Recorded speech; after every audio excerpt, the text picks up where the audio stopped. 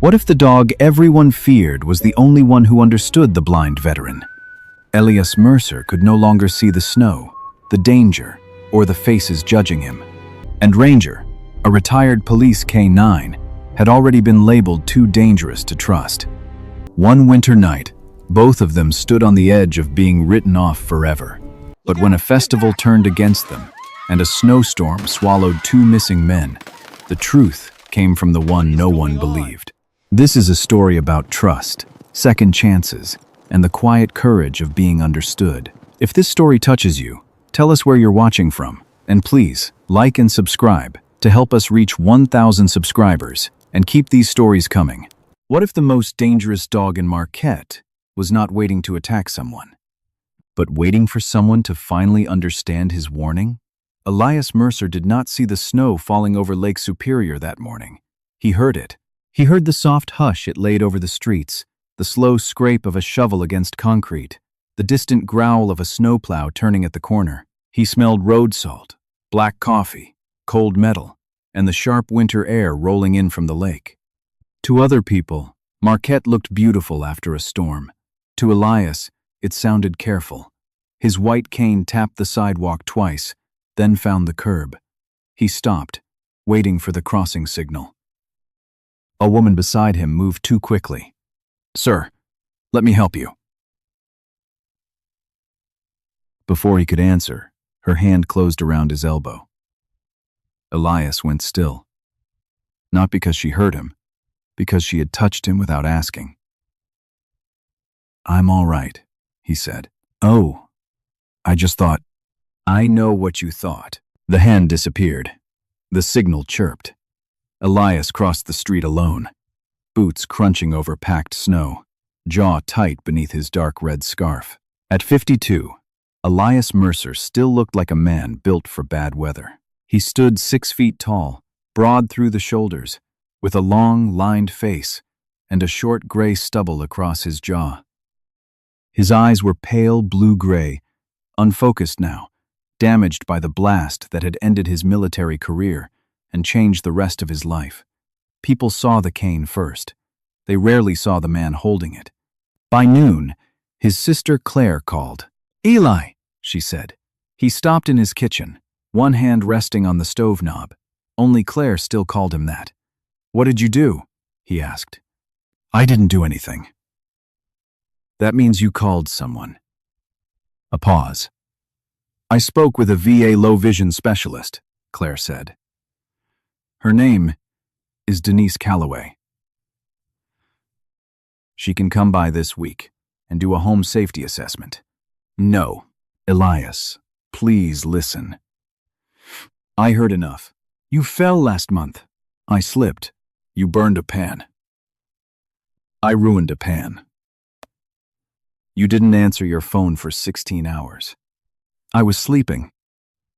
At 3 in the afternoon? The silence after that was colder than the house.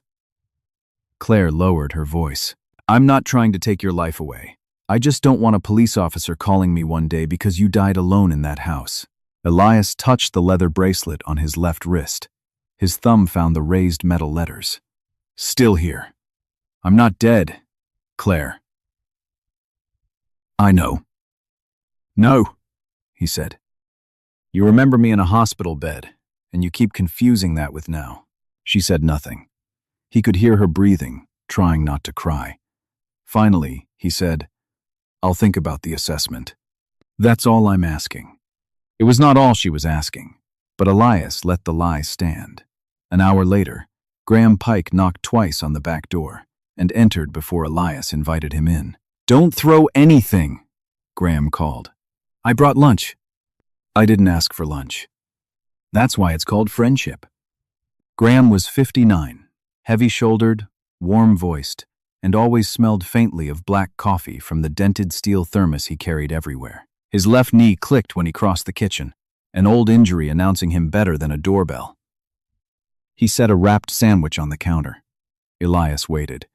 Graham never brought lunch without a reason. "I need a favor," Graham said. "No." "You don't know what it is. I know your voice." Graham sighed.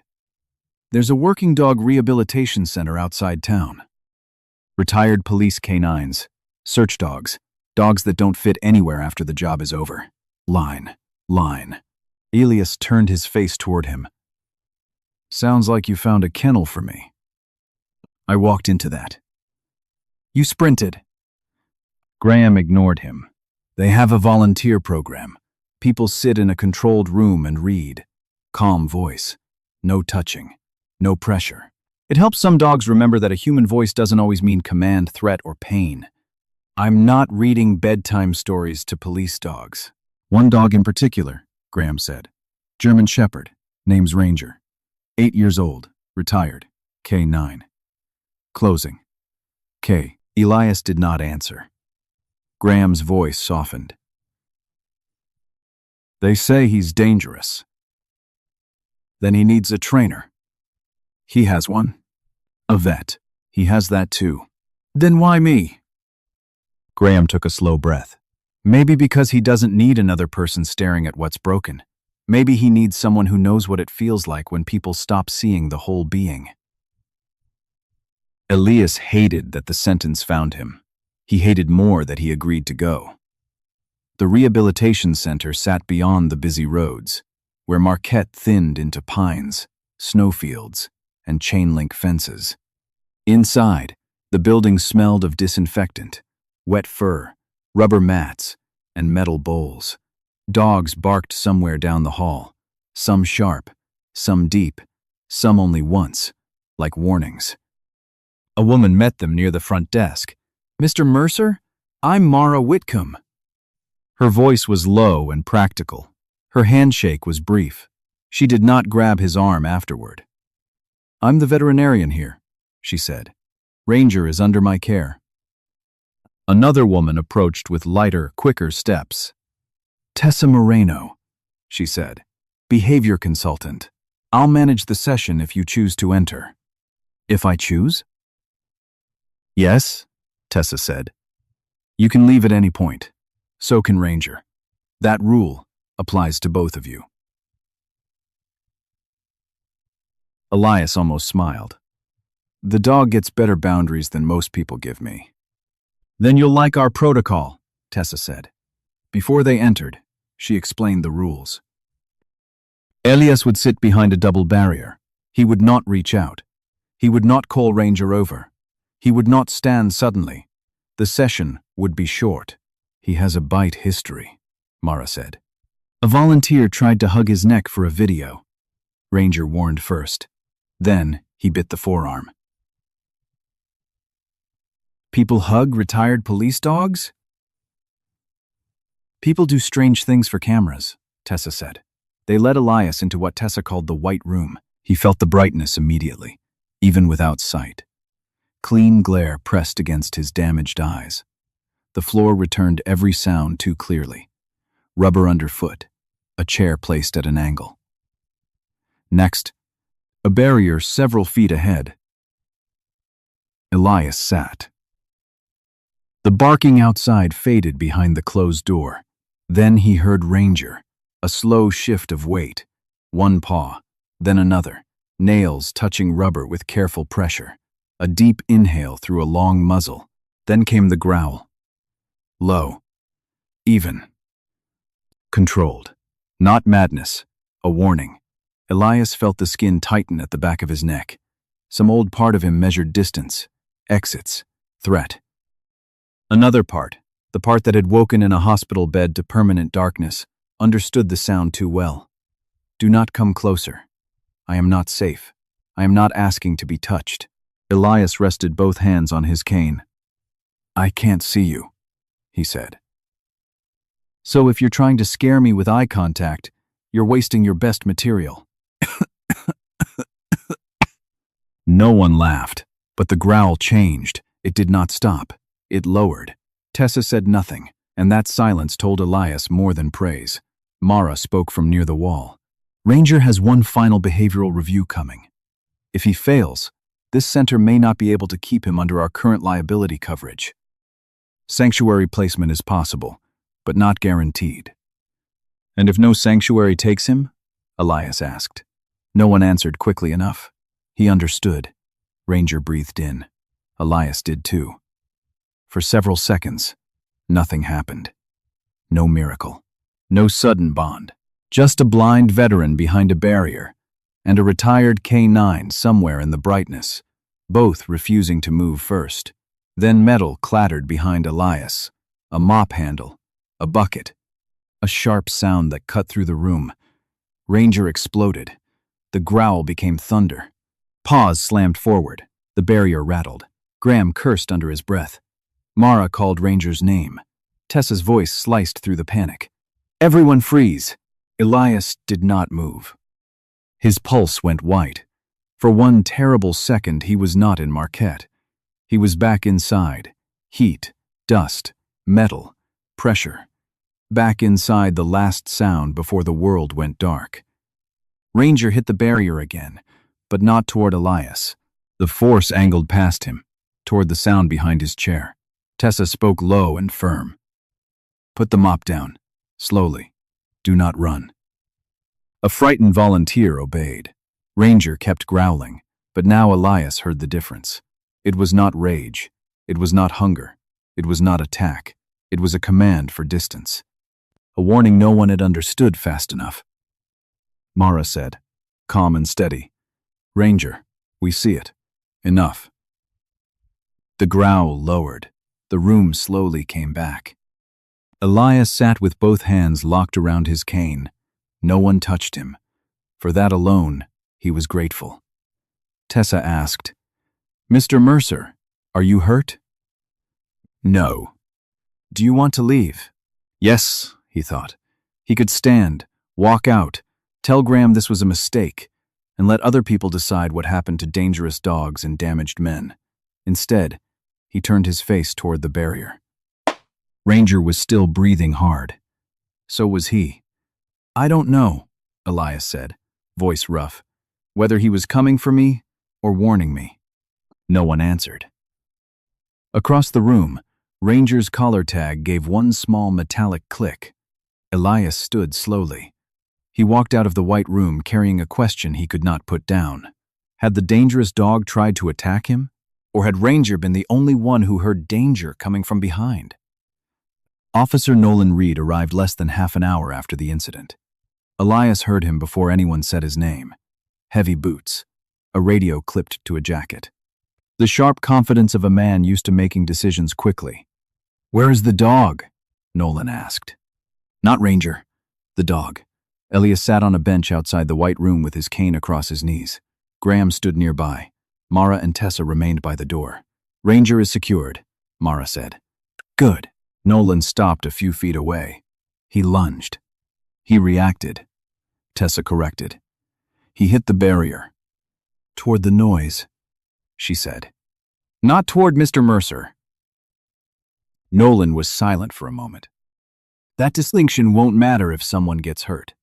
Elias finally spoke. "Did he come at me?" The hallway grew quiet. "No," Tessa answered. He moved toward the sound source. "No." Elias nodded once. That was all he needed, because deep down, he already knew it. That night, he sat alone in his kitchen. The refrigerator hummed. The heating pipes clicked. Wind scraped ice against the window. Elias replayed the moment again and again. Not the growl, the direction. Ranger had not aimed at him. For years, Elias had survived by trusting what he heard. And what he heard in that room had not sounded like an attack. It had sounded like a warning. The next morning, he returned. Mara met him near the entrance. "You came back. You sound surprised." "A little." She hesitated. "Nolan filed a safety concern after yesterday." "Will it affect Ranger?" "It might." That answer bothered Elias more than he expected. Tessa joined them carrying a thin folder. "The volunteer confirmed the mop fell behind your chair," she said. "And Ranger reacted to that." "Yes." "Then why are we still arguing about it?" Tessa gave a tired laugh. "Because people are afraid of large dogs with bite records." That, Elias understood. Fear had paperwork.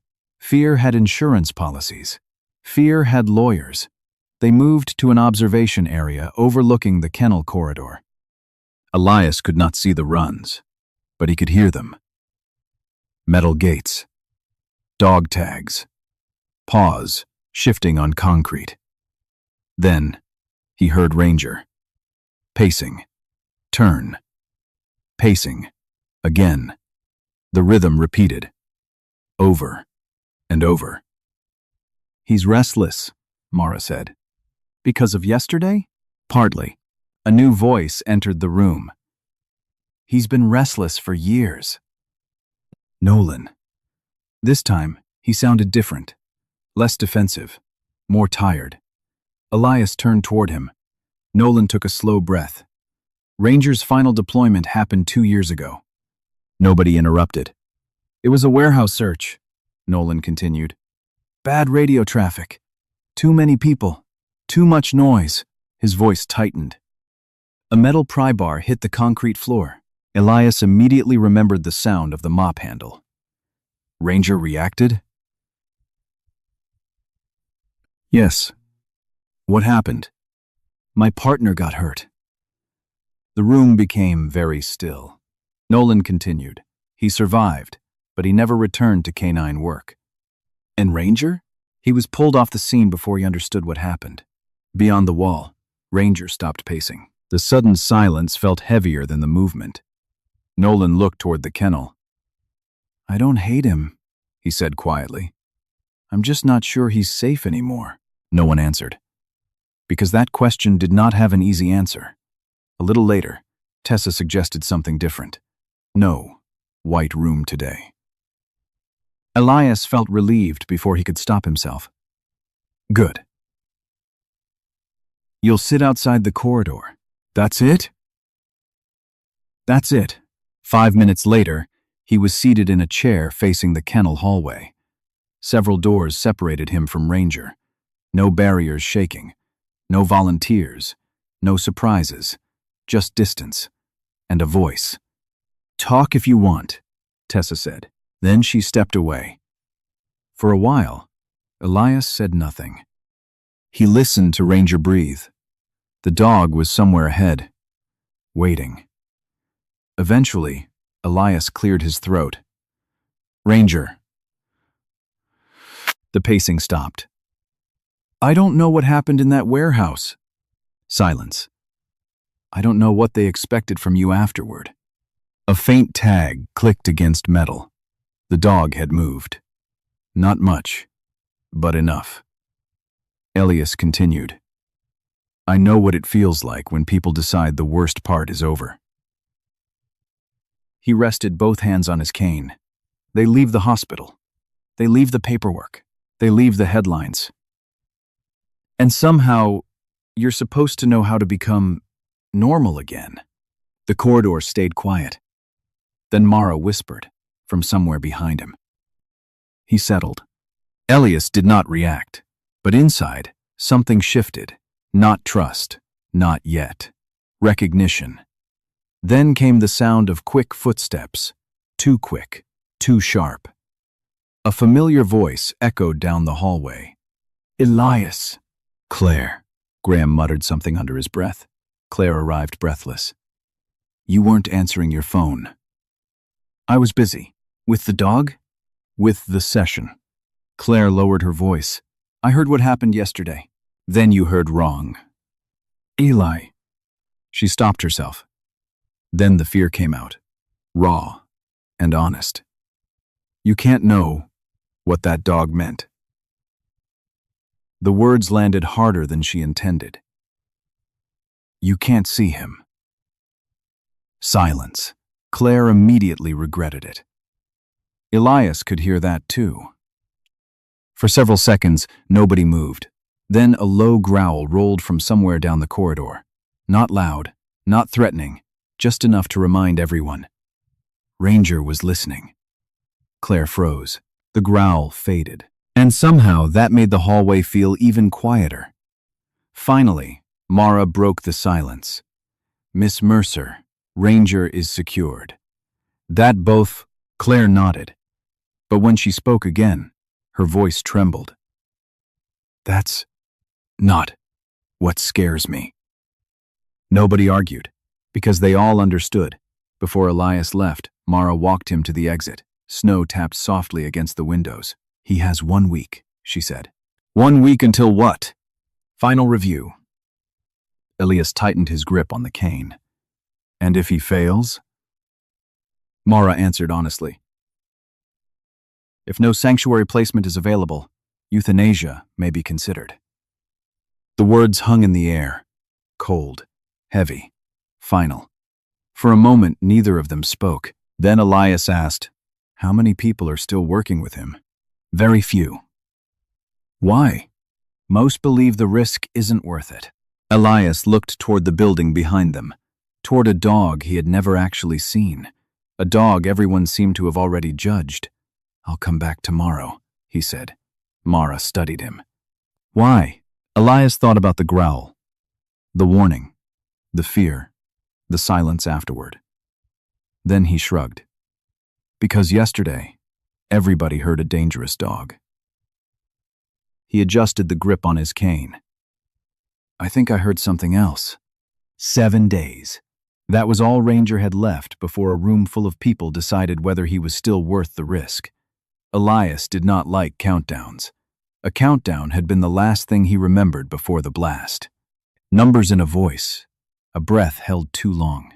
Then heat, pressure, and a darkness no doctor could give back. But the next morning, he returned to the rehabilitation center anyway, not to save Ranger. He told himself that twice on the ride over. He was not a savior. He was not a handler. He was a blind man with a cane, a bad temper, and 5 minutes of unfinished business with a dog no one trusted. Tessa met him outside the training corridor. "No white room today," she said. "Good. No drama either." "That depends on the dog." "That depends on the humans," Tessa replied. She placed something light into his palm, a strip of worn fabric. "What is this?" "Your old sleeve from yesterday's jacket." Graham brought it in. "We're going to let Ranger investigate your scent without pressure." Elias frowned. "You cut up my jacket?" Graham said it was already losing a fight with time. From behind him, Graham said, "It was either that or your pride. The jacket was easier." Elias almost smiled. Almost. Tessa led him to a fenced indoor run. This space sounded different from the white room. Wider, softer, mats on the floor, snow tapping faintly against high windows. A heater blowing in the corner. Ranger was already inside, separated by a low interior barrier and a drag line attached to his collar. Elias heard him before he spoke. A slow breath, a chain tag. One paw shifting weight. No growl. Not yet. Tessa said, "You'll sit. I'll place the fabric near the barrier. You won't call him." "What if he ignores it?" "Then he ignores it." "What if he destroys it?" "Then your jacket dies in service." Graham muttered, "A noble end." Elias sat. Tessa moved away. For several seconds, nothing happened. Then Ranger stepped forward. Nails on mat. A pause. Another step. Elias did not breathe too deeply. He did not want to turn this into something larger than it was. But the sound of Ranger sniffing that strip of fabric struck him harder than expected. A dog learning his scent. Not his file. Not his injury. Not his cane. Just him. Ranger sniffed once more. Then he picked the fabric up and carried it away. "Did he tear it?" Elias asked. "No," Tessa said. "Where did he take it?" To the corner of his mat. Elias kept his face still. Graham did not. "Well," Graham said softly, "I'll be damned." Tessa ended the session right there. "That's it?" Elias asked. "That's it. He did one thing right. And you stop?" "Exactly. We stop before his body has to fail." Elias understood the words before he liked them. In the military, he had been trained to push past discomfort. Pain was information, but not always instruction. Fear was something to be managed, buried, outworked. Tessa worked differently. She treated stopping as a skill. That bothered him, and stayed with him. Later that afternoon, Denise Calloway came to Elias's house. She did not knock and enter like Graham. She knocked once, then waited. Elias opened the door. "Mr. Mercer," she said. "Denise Calloway, VA, Low Vision Rehabilitation." Her voice was warm but not sweet. She did not sound like someone arriving to rescue him. She sounded like someone arriving with a checklist. Claire stood behind her on the porch, tense in her pale coat. Elias sighed. "Of course." Denise stepped inside only after he moved aside. "I'm not here to decide where you live," she said. "I'm here to see whether your home is working as hard as you are." That disarmed him. A little. She walked through the kitchen with careful questions. Not accusations. Questions. Where did he keep medication? How did he label cans? Had he considered tactile markers on the stove? Was his smoke alarm connected to a bed shaker or vibration alert? Elias answered stiffly at first. Then, less stiffly. Denise did not move his belongings without asking. She did not grab his arm. She did not say the word brave even once. At the stove, she placed a small raised marker in his hand. "Independence is not proving you need nothing," she said. "It is building a system that lets you choose." Claire stood quiet near the doorway. For once, she did not speak for him. That evening, Elias returned to the center for the second session. This time, Tessa introduced the cane. Not as a symbol, as a sound. She had Elias walk slowly along the outside of the run, tapping the cane in a steady rhythm. Tap, step, tap, step. At first, Ranger stiffened. Elias heard the change. The breath held. The pause stopped. The tag went silent. Tessa said, "Pause." Elias stopped. Ranger breathed again. They repeated it. Tap, step, tap, step, pause, breath, again. After several minutes, the cane was no longer a surprise. It became part of the room. Then the rehook came quietly, without anyone asking for it. Elias missed the edge of a floor mat. His boot caught, not enough to fall. Just enough for his weight to shift wrong. Before Graham could move, Ranger struck the barrier once with his front paw. Not a lunge, not a growl, a hard warning sound. Elias froze. Tessa whispered, "He saw you lose balance." Elias turned his face toward Ranger. The dog was standing still now, body tight, ears forward, one paw still pressed against the bottom rail. He had not tried to reach Elias. He had not panicked. He had only marked the moment. "Stop. Something is wrong," Elias swallowed. For the first time since the blast, being noticed did not feel like being pitied. It felt like being read correctly. The final exercise came just before closing. A controlled sound test. Nothing loud. Nothing cruel. Tessa used a small radio in the hallway, low static only. Ranger's body tightened immediately. Nolan watched from the far end of the corridor, arms crossed, face unreadable. Elias sat outside the barrier. He did not call Ranger. He did not comfort him with soft lies. He only spoke the truth. "That sound isn't a command," he said. Static hissed. Ranger's breath quickened. "No one is going in without you." The dog trembled. "No one is being left." Ranger took one step toward the barrier. Nolan shifted, ready. Tessa lifted one hand but did not intervene. Elias lowered his voice. "Stand down, Ranger." Ranger. The words entered the room like something old. Ranger stopped. His chest moved hard. Once.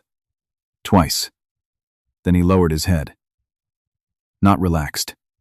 Not healed. But listening. Tessa turned off the radio. No one celebrated. That would have ruined it. Mara, watching from the doorway, said only, "End there." Elias stood slowly. His cane found the floor. Tap. Ranger did not flinch. Tap. Still nothing. At the exit, Mara handed Elias a clipboard. "What's this?" "Consent forms." "For what?" "A 48-hour foster trial." Elias went still. Mara continued. "Not adoption. Not a promise. Supervised. GPS collar. Check-ins. Emergency plan. Tessa and I both have to approve each step."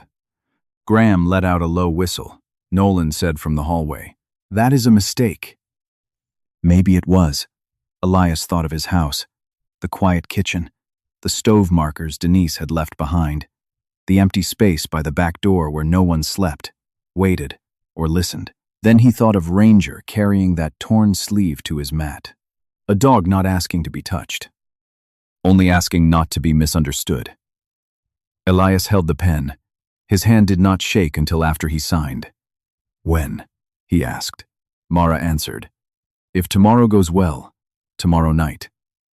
Beyond the barrier, Ranger's tag clicked once. A small sound, almost nothing. But Elias heard it like the first second of a clock, beginning to move. Ranger came to Elias's house just before sundown. Not as a pet, not as a service dog, not even as a promise. Mara called it a 48-hour supervised foster trial. Tessa called it a controlled environmental test. Nolan, who stood near the center's back door with his arms crossed, called it a bad idea without saying the words out loud. Elias called it temporary. That was easier. Ranger stepped from the transport van wearing a soft black muzzle, a GPS collar, and a burnt orange vest that read, "Retired K9 do not pet." Snow fell lightly around him. Against the white yard, his black and gold coat looked almost too sharp for the quiet street.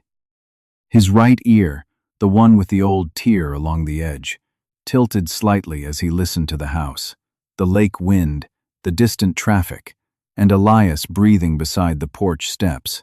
"He does not guide you," Tessa reminded. "I know."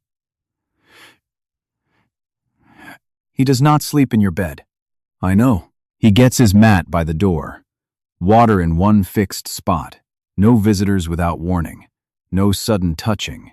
And check-ins every 4 hours. Elias held the leash. "I know." Mara's voice softened.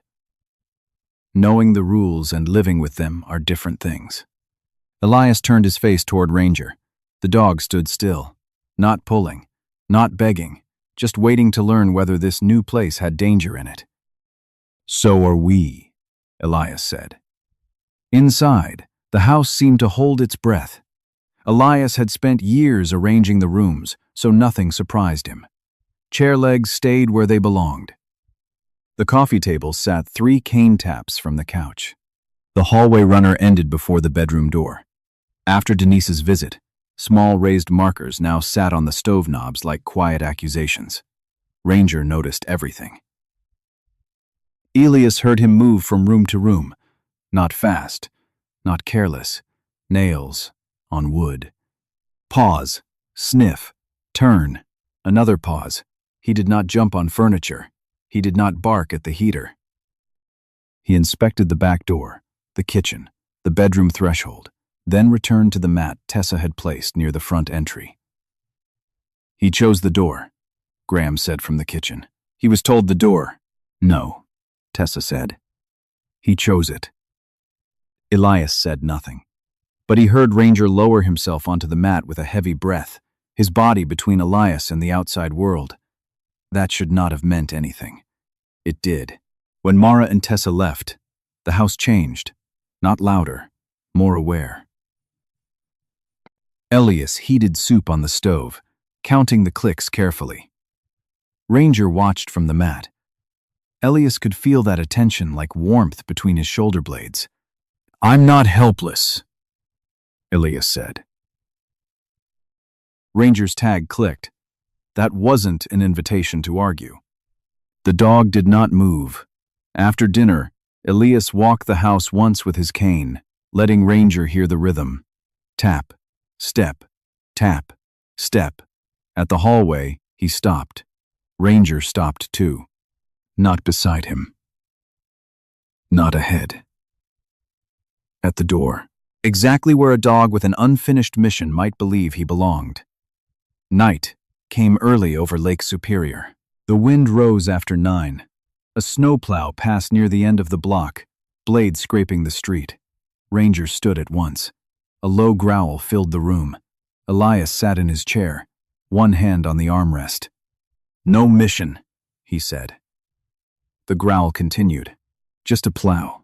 Ranger's breathing stayed hard. Elias leaned forward, careful not to rise too suddenly. No one's going in. No one's being left. The words surprised him. He had meant them for Ranger. They landed somewhere inside himself. Ranger did not relax all at once. He lowered slowly, in pieces, first the shoulders, then the head, then the breath. Elias sat in the dark room, listening to a dog learn that not every metal sound required a body to be thrown against it. At 10:30, the back door opened. Ranger exploded from the mat. A deep bark shook the hallway.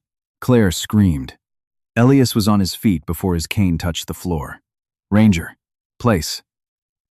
The dog stopped halfway down the hall. His claws scraped wood. Claire stood frozen in the doorway, keys in her hand, breath breaking. "I called," she said. "My phone is in the kitchen. I was worried." "You used the key." "I've always had the key." "Not always," Elias said. "Since the hospital." The words hit harder than he expected. Ranger growled again, lower now. "Not lunging." "Blocking," Claire whispered. "Elias, that dog almost came at me." "You opened the door without warning. I'm your sister, and he doesn't know that. He's dangerous. So is walking into a house without asking, when you know a traumatized canine is inside." Claire went silent. Then Elias said the thing he had been carrying since she arrived at the center. "You do it to me, too." Her voice changed. "What?" "You enter first, decide first, worry first. Then you tell me it's love." Claire's keys trembled. Ranger's breathing filled the hallway. Elias could not see either of them, but he knew exactly where they stood. Claire near the cold air, Ranger between her and him. And himself in the middle, tired of being protected from his own life. "I'm afraid," Claire said. "I know. I don't know how to stop being afraid." Elias swallowed. That was the first honest thing either of them had said all night. His voice lowered. "Then start by knocking." For a long moment, no one moved. Then Claire stepped back outside. She closed the door. A few seconds passed. A knock came. 2 soft taps. Elias closed his eyes. "Come in." This time, Ranger growled once, then looked to Elias. Not to the door, to Elias, waiting. Elias felt the leash in his hand. "Place," he said again. Ranger returned to the mat. Slowly, unhappy. But he did it. Claire entered with tears in her voice and snow on her boots. She did not come close to Elias. She did not touch him. She placed the spare key on the small table by the door. "I'll call first next time," she said. Elias nodded. That would help. She stayed only 10 minutes, long enough to see the stove markers Denise had left. Long enough to watch Ranger remain on his mat, tense but obedient. Long enough to understand that safety was not the same thing as control. After she left, the house seemed larger. Elias locked the door. Ranger watched from the mat. "You scared her," Elias said. The dog's tag clicked once. "She scared you too." No answer. "That makes 2 of us." Near midnight, Elias woke on the floor. He did not remember getting there. The nightmare was already breaking apart, leaving only pieces. Heat, metal, a man shouting his name, his own hands searching for light that would never come. His breathing came too fast. He reached for the bed and missed. Pain flashed through his shoulder. Then Ranger was there, not barking, not licking, not climbing over him. The dog lowered himself beside Elias's back, close enough for warmth, heavy enough to be real. Elias froze. Ranger did not push. He simply stayed. A living weight in the dark. Elias placed one shaking hand on the dog's shoulder. Fur, muscle, breath, in, out, in, out. The room returned slowly. Floorboards, wind. The soft hum of the refrigerator, a dog breathing beside him like an anchor. Elias did not say thank you. He did not know how. Instead, he whispered, "You don't leave your post, do you?" Ranger exhaled. By morning, Elias had slept 3 broken hours. Ranger had slept less. The dog was back on the mat by the door, eyes half open, exhausted but watchful. At 7, Mara called for the first check-in. "How was the night?" she asked. Elias looked toward the door. Ranger's tag clicked faintly. "He didn't save me like in a movie," Elias said. Mara waited. "He just didn't leave." There was a pause on the line. "That counts," she said. Elias was about to answer when Mara's tone changed. "I need to tell you something." He straightened. "What?" "The review has been moved up." Ranger lifted his head, as if he heard the shift in Elias, before he understood the words. How soon? 3 days. Outside, the morning snow kept falling. Inside, the house that had felt empty for years suddenly felt too small for the fear inside it. Elias rested his hand on the back of the chair. Ranger rose from the mat and stood beside him, not touching, not guiding, just there. And for the first time, Elias realized that temporary could hurt almost as much as goodbye. The Winterlight Festival covered the Marquette lakefront in lights, music, and falling snow. For most people, it was a celebration. For Ranger, it was an evaluation. For Elias, it was a test he never wanted. The retired K-9 walked beside him wearing his orange vest and soft muzzle. Tessa held a secondary safety line.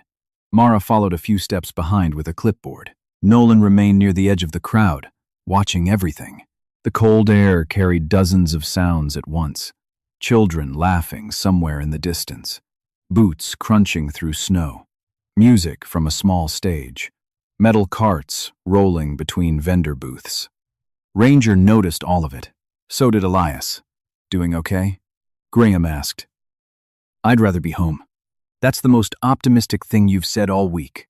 Elias shook his head. Ranger's leash tightened briefly when a cart rattled across uneven pavement. Then it relaxed again. Recovery. That was what mattered. Not perfection. Recovery. The official exercises began near the back of the festival where the crowd was thinner. Ranger moved past strangers, paused near speakers, recovered from unexpected sounds. Not perfectly, but honestly. Each time he became tense, he found his way back. Even Nolan seemed surprised. Then the problem arrived. A man in a bright ski jacket stepped toward them holding up his phone. He was already recording. "Is this the dangerous police dog?" he asked. Tessa moved immediately. "Sir, please stay back." "I'm just filming." "Stay back." The man ignored her. He crouched lower, angling his camera toward Ranger. "People are gonna love this." Elias felt Ranger become still, not aggressive, focused, the kind of stillness that meant he was tracking something. Then a shout came from nearby. Behind a cocoa stand, a supply cart slipped on ice. The loaded cart rolled downhill faster than anyone expected. Crates rattled. Metal bounced. People jumped out of the way. The sound reached Ranger before it reached Elias. Everything happened at once. The dog exploded into motion. The leash snapped tight. A shoulder slammed into Elias's leg. He stumbled sideways. The man with the phone lost his balance and crashed backward into the snow. A second later, the runaway cart smashed into the space where Elias had been standing. Wood cracked. Cups scattered. Someone screamed. Then silence. A shocked, frozen silence. The man scrambled to his feet. "That dog attacked me!" The words spread faster than the truth. Several people stepped back. Others stared. Someone muttered, "I saw him lunge." Ranger stood rigid beside Elias, breathing hard, not barking, not fighting, just watching. Tessa stepped forward. "The cart was moving." "He knocked me down." "You were too close." "My camera got everything." Nolan arrived moments later. His voice cut through the crowd. "Everyone back." Mara moved beside Ranger but did not touch him. Elias tightened his grip on the leash. "He moved me." Nobody answered immediately. The man pointed at Ranger. "He went for me." Marlene Shaw, the owner of the cocoa stand, stood behind the damaged counter. Snow covered one sleeve of her coat. She looked from the broken cart to Ranger, then to Elias. She opened her mouth, closed it again. Too many people were talking. Too many people had already decided what happened. Nolan looked toward the crowd, then at Ranger, then at Elias. The silence told Elias everything. Procedure. Reports. Investigation. The festival was over. Tessa took a slow breath. "We need to remove Ranger from the environment." The words felt unfair, but they were also correct. Ranger had done exactly what nobody expected. He had reacted to danger. He had protected someone. And somehow he was still the problem. Nolan clipped a lead onto Ranger's collar. The dog resisted for only a second. Not from aggression, from hesitation. He turned toward Elias, waiting. Elias felt the leash leave his hand. A strange emptiness followed. "Ranger," the dog's tag clicked softly. "Stand down." The tension left Ranger's body. Not completely. Enough. Nolan led him away.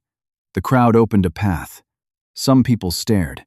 Others avoided looking at him entirely. Within an hour, the video was everywhere. But it was too short. It showed Ranger lunging. It showed the man falling. It showed fear. What it did not show was the runaway cart until after the impact. It did not show Elias being pushed clear. It did not show the choice Ranger made. That evening, Claire called. I saw the video. Elias stood in his kitchen staring toward the empty doorway. You saw part of it. A pause, then another. Neither of them argued. There was nothing left to say. After the call ended, the house felt colder. Ranger's mat still lay beside the front door. Empty. No steady breathing. No metal tag clicking softly against a collar. No watchful presence listening to every sound outside. Just silence. For years, Elias had believed silence was peace. Now, it felt different. It felt unfinished. He lowered one hand to the mat. The fabric was already cold. Temporary. That was what he had called this arrangement. Temporary. Yet standing alone in the quiet house, Elias realized something he had not wanted to admit. A dog did not need years to matter. Sometimes a few days was enough. And being misunderstood could hurt almost as much as being lost. The storm came in from Lake Superior before midnight. By morning, Marquette had nearly disappeared. Snow erased the streets, softened the rooftops, and swallowed the lakefront in a white silence so thick that even people with perfect eyes could not trust what they saw. Elias stood by his front door, one hand resting on Ranger's empty mat. The house was quiet. Too quiet. Then the phone rang. It was Mara. "Elias," she said, and her voice was not calm enough. "What happened?" "Graham is missing." The words went through him like cold water. Mara spoke quickly. Graham had left the Veterans Center before the storm got bad. He was taking medicine and food to Otis Venn, an old dock mechanic who sometimes slept near the warehouse district. Graham's truck had been found near the harbor road. Empty, door open, bag still inside. Elias reached for his cane. Where is Ranger? In isolation. Use him. Nolan won't approve it. Then put Nolan on the phone. There was a pause. Then Nolan Reed's voice came through, tight and tired. Mr. Mercer, this is not a controlled exercise. No, it's a missing person. We have officers searching. In that weather? Silence. Elias knew what that meant. The storm had made everyone half blind. For once, his blindness was not the disadvantage people thought it was. Nolan, Elias said. I know the harbor by sound. Ranger knows Graham's scent. You don't need me running into danger. Put me at your command point. Nolan exhaled. I can't risk that dog escalating in a rescue scene. And I can't risk my friend freezing because everyone is still arguing about a video. That landed. 10 minutes later, Graham's old thermos was delivered to the K9 center. Ranger caught the scent and changed. Mara told Elias later that the dog did not bark. He did not spin. He simply stood still, nose over the dented steel, body going rigid with purpose. For the first time since the festival, Ranger had a job. They brought Elias to the harbor command point in the back of a rescue vehicle, heater running, radio low. Denise sat beside him, not hovering, just present. Outside, wind slammed snow against metal. Nolan's voice came through the open door. Ranger is muzzled, GPS active. Tessa has the safety line. Mara is with them. You stay here unless I say otherwise. I heard you. I mean it. So do I. Ranger passed the vehicle. Elias heard the dog before anyone announced him. Paws driving through snow, harness creaking, breath hard, focused, alive. Then gone into the white. Minutes stretched. Radio voices came and went. Nothing. Then Tessa called out through static. He's pulling toward the old cold storage warehouse. Nolan answered. That building was checked from the outside. Ranger doesn't care what was checked. A gust hit the rescue vehicle hard enough to rock it. Elias turned his head. He heard something. Not a voice. Not yet. A metal sound. Far off. Rhythmic. Wrong. Nolan, he said. What? Tell them to stop talking. The radio went quiet. Elias leaned toward the open door. Wind, snow, loose sheet metal. Then again, tap, tap, tap. 3 weak knocks. Elias's chest tightened. Graham used that signal, he said. At the center. 3 taps on the table, when he wanted me to know he was there. Nolan did not answer. Then, through the radio, Tessa shouted, Ranger is at the warehouse door. He won't leave it. The decision took less than a second.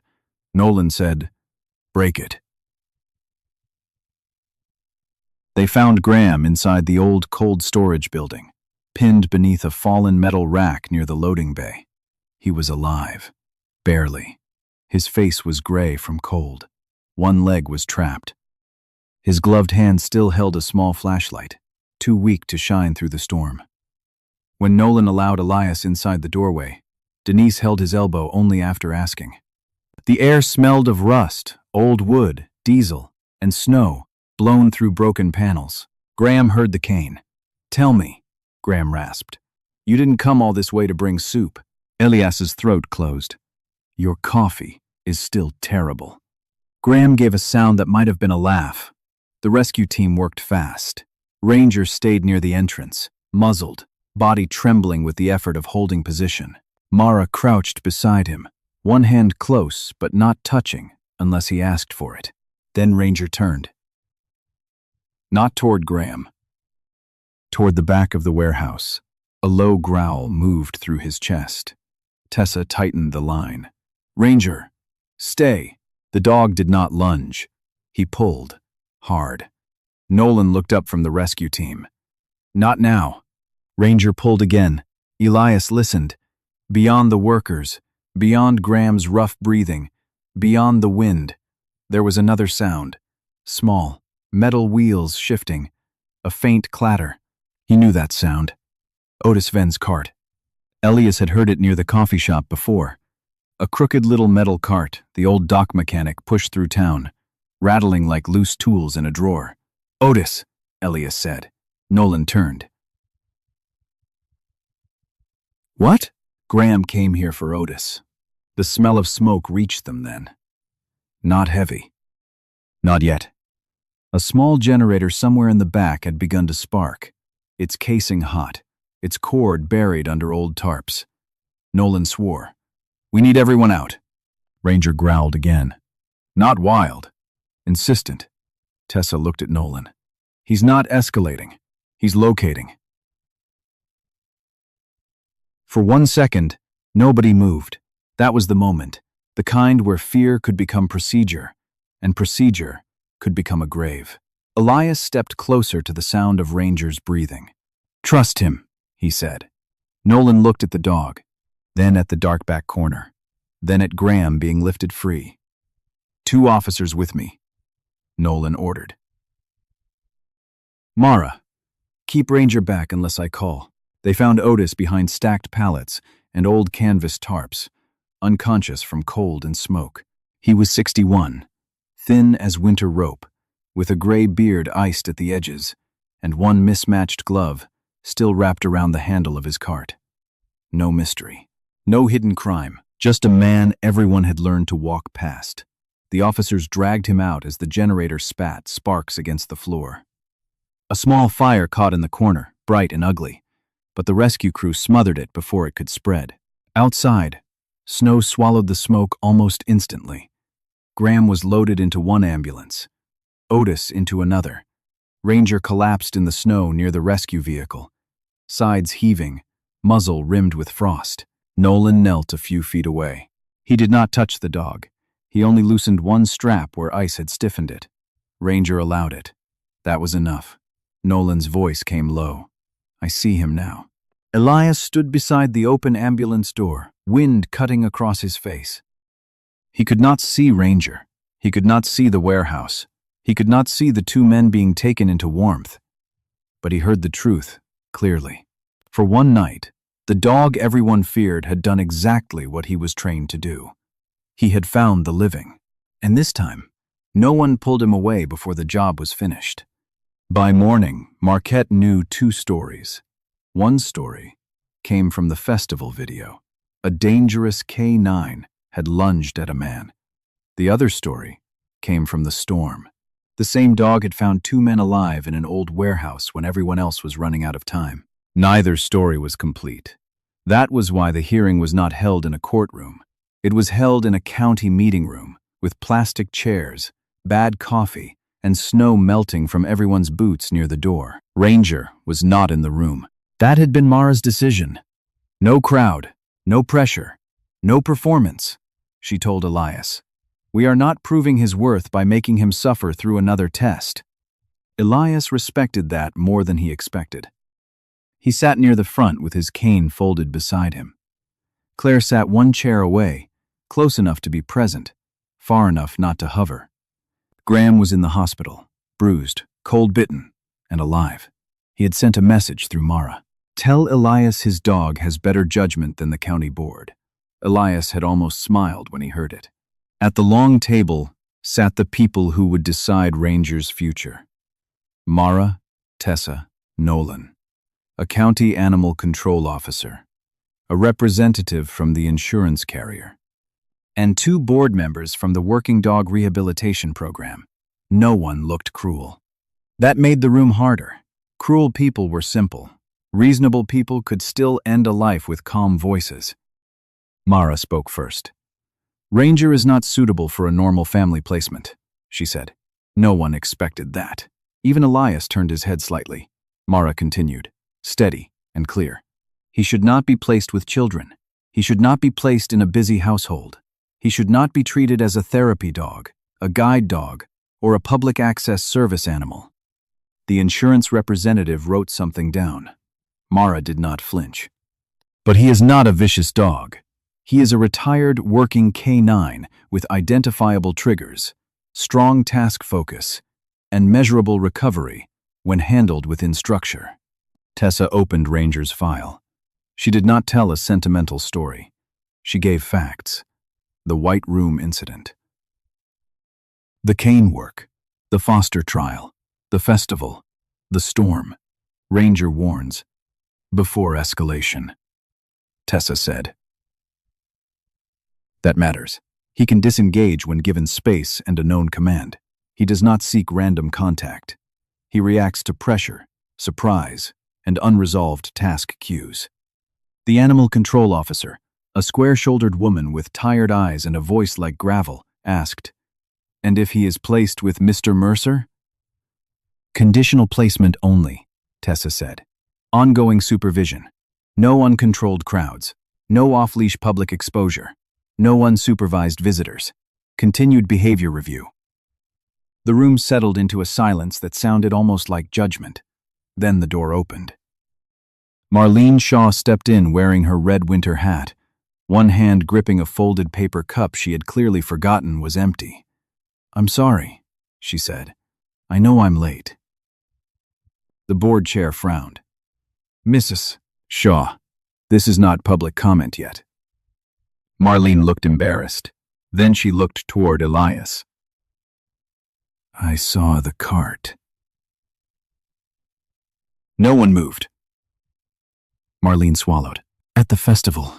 I saw it slip before the dog miffed. I should have said it that night, but everyone was shouting, and that man had his phone, and I." Her voice tightened. "I got scared." Elias heard the paper cup crush in her hand. "The dog didn't go for him," she said. "He went across him, toward Mr. Mercer, away from the cart." The room changed. Not completely, but enough. The insurance representative stopped writing. Nolan looked down at his hands. For the first time since the festival, Elias felt the truth stand up without needing him to carry it alone. Nolan spoke next.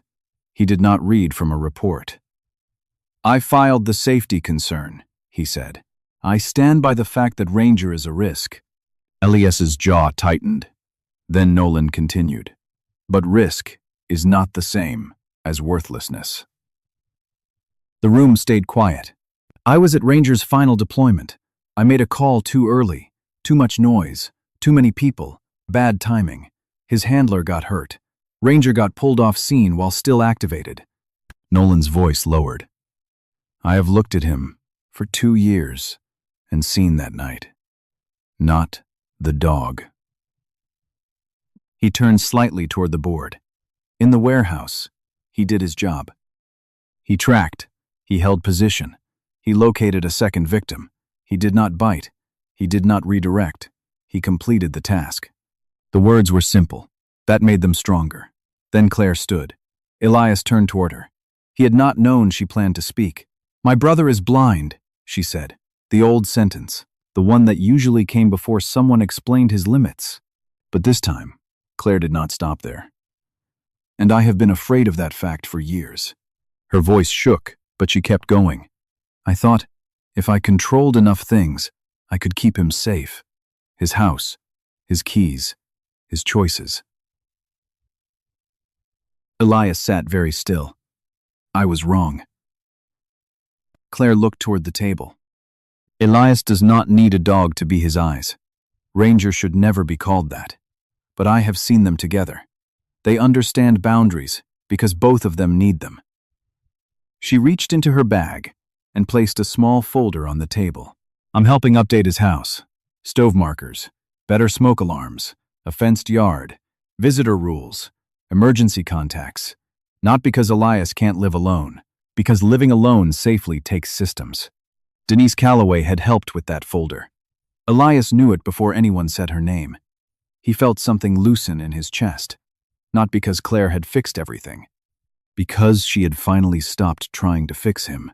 At last, the board chair asked, "Mr. Mercer, do you wish to speak?" Elias stood. His cane clicked once against the floor. "I'm not here to say Ranger is easy," he began. His voice sounded rough in the room. "He isn't." A faint movement passed through the chairs. "I'm not easy either." No one laughed. That was good. "I am blind. Ranger has trauma. Neither fact disappears because people want a cleaner ending." He turned his face toward the table. "But needing support is not the same as having no value. Needing rules is not the same as being unworthy of a life." He paused. I don't need Ranger to make me whole, and he doesn't need me to pretend he's harmless. His hand tightened on the cane. What I can give him is structure. A quiet house, clear commands, no strangers reaching for his head, no crowds, unless the professionals approve it. A place where he does not have to prove he is safe every minute to deserve another day. His voice dropped. And what he gives me is not sight. Elias thought of the mat by the door. The breathing in the dark, the warning before the cart, the old warehouse in the snow. He reminds me. I can still hear what matters. The decision took 40 minutes. It felt longer. When the board returned, the chair read the terms without emotion. Conditional placement. 90-day review. Mandatory follow-ups with Mara and Tessa. No public demonstrations. No service dog claims. No uncontrolled visitors. Secure fencing. Muzzle conditioning continued. Emergency removal clause if safety deteriorated. Then, the final line. Ranger will not be transferred for euthanasia review at this time. Claire covered her mouth. Mara lowered her head. Tessa closed Ranger's file with both hands. Nolan looked toward Elias and gave one small nod. Elias did not cry. He only sat back down because his knees no longer trusted him. 3 weeks later, winter still held Marquette, but the light had changed. The snow on the lakefront path was packed hard beneath Elias's boots. His cane tapped ahead in a steady rhythm. Tap, step, tap, step. Ranger walked at his left side, not guiding, not pulling, just matching him. His orange vest was gone today. Only the black collar remained, the brass plate catching light Elias could not see. Behind them, Claire walked a few paces back, hands in her pockets. She no longer reached unless he asked. Across the street, Nolan's cruiser slowed. No siren. No flash. Just a quiet pause before he drove on. Elias stopped near the railing, where the frozen lake made small cracking sounds beneath the morning sun. Ranger leaned one shoulder against his leg. A simple wait. A living answer. Elias lowered his hand and found the torn edge of the dog's right ear. Ranger allowed the touch. Only for a second. Then he shifted away. Just enough to keep his boundary. Elias smiled. I don't need you to be my eyes, he said. Ranger breathed beside him. I just need you not to disappear. The wind moved across Lake Superior. Cold, clean, alive. And for the first time in years, Elias did not feel like a man being kept safe from the world. He felt like he had a place in it. So did Ranger.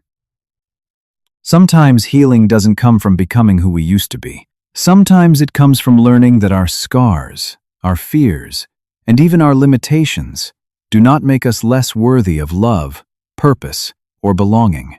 Elias never got his sight back. Ranger never became a perfect dog. But together, they found something greater than perfection. They found a place where they could simply be understood. Maybe there is someone in your life, or even a part of yourself, that you've judged too harshly for too long. Perhaps the first step toward healing is not fixing everything, but choosing to see value where others only see flaws. If this story touched your heart, we'd love to hear your thoughts in the comments. And if you enjoy stories about loyalty, resilience, and second chances, please subscribe and join us for the next journey. May you find peace in the places that still hurt. And may you never forget that even the smallest act of understanding can change a life.